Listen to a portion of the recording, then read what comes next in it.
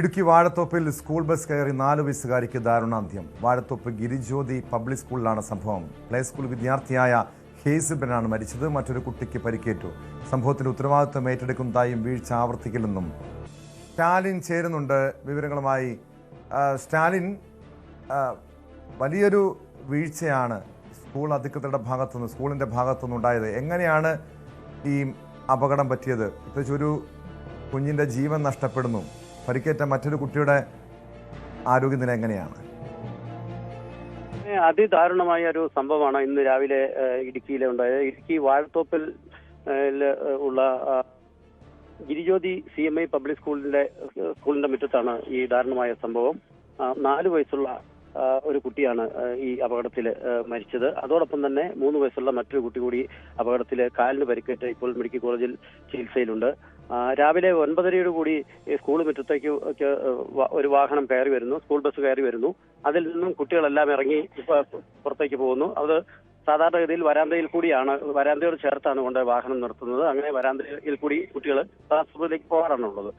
ഇന്ന് പ്ലേ സ്കൂളിലെ 2 കുട്ടികൾ വരാന്തയിൽ കൂടി പോകാതെ താഴെ റോഡിന്റെ വരാന്തയുടെ താഴെ കൂടി ഇങ്ങനെ നടന്നു പോവുകയായിരുന്നു. അങ്ങനെ ഇറങ്ങിയ ഒരു ബസ്സിൽ നിന്ന് ഇറങ്ങി അവർ മുന്നോട്ട് നടക്കുമ്പോൾ മുൻപിൽ മറ്റൊരു ബസ് അവിടെ ഉണ്ടായിരുന്നു.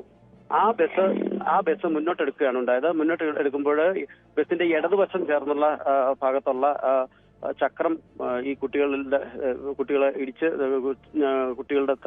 ഒരു കുട്ടിയുടെ തലയിലേക്ക് കയറി.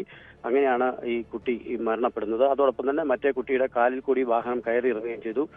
തത്സമയം തന്നെ മരിച്ചു എന്നാണ് നമുക്കും അത് മനസ്സിലാകുന്നത്. ഏതായാലും സ്കൂൾ അധികൃതരും അതുപോലെ മറ്റ് സ്കൂൾ ബസിന്റെ ഡ്രൈവർമാരെല്ലാം ചേർന്നിട്ട് അവിടെ തന്നെ ഇടുക്കി മെഡിക്കൽ കോളേജിൽ എത്തിച്ചു.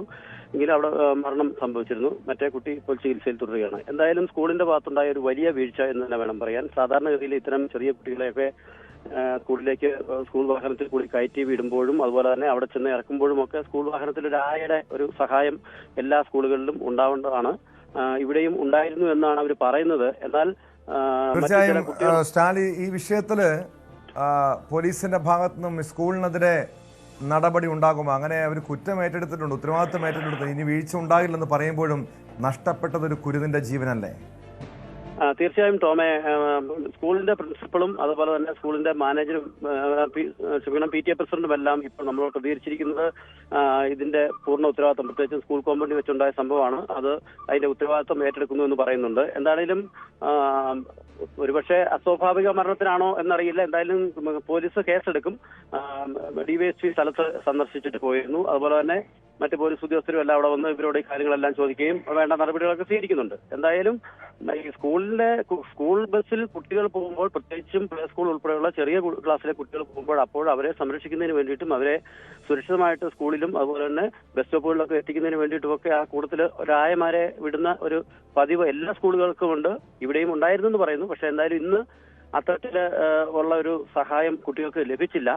അതാവാം ഈ അപകടത്തിന് കാരണമെന്നാണ് നമുക്ക് മനസ്സിലാകുന്നത്.